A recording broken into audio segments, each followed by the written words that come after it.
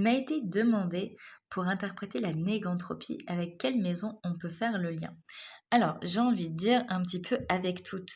La négantropie, vu que c'est le travail à faire, eh bien, on va pouvoir aller chercher l'énergie de l'arcane en question pour toutes les maisons qui représentent une difficulté ou qui représentent un travail. Donc là, j'ai pris mon thème. euh, Par exemple, pour relever mon défi, si j'ai de la difficulté à relever mon défi, eh bien, je peux aller me servir de ma négantropie pour m'aider à relever mon défi. Pareil, pour aller dans ma maison 12, j'ai besoin de ma négantropie pour aller dans ma maison 12. Euh, Pourquoi pas aussi la maison 4, qui est le chemin de vie. En fait, à peu près toutes les maisons où on sent qu'il y a besoin euh, qu'il y a une difficulté, en fait, qu'il y a un travail à faire, qu'il y a quelque chose qui peut être bloquant, eh bien, ça peut être intéressant d'aller voir ce qui se passe du côté de la négantropie, parce que c'est un petit peu, à mon sens, hein, bien sûr, c'est un petit peu la clé magique qui ouvre toutes les portes. Voilà, donc ça peut être très intéressant d'aller voir ce qui se passe de ce côté-là. Ensuite, bien entendu, et comme tout à chaque fois au niveau de l'interprétation, il faut aller voir les liens qui existent entre les arcanes pour voir quand utiliser la négantropie.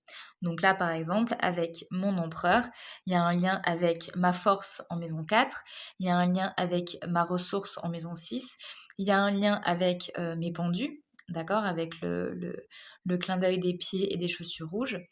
Il peut aussi y avoir un lien avec le mat, d'accord, les chaussures rouges, le mat qui est symbolisé par le 22, l'empereur le 4. Pourquoi pas avec l'amoureux aussi, hein, toujours sur les chaussures rouges.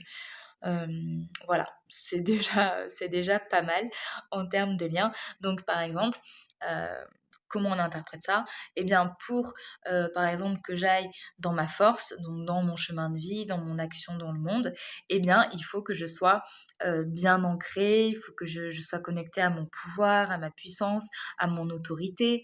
Peut-être que j'ai plus, justement, que je ne subisse plus l'autorité extérieure, mais que je sois vraiment connectée à ma propre autorité.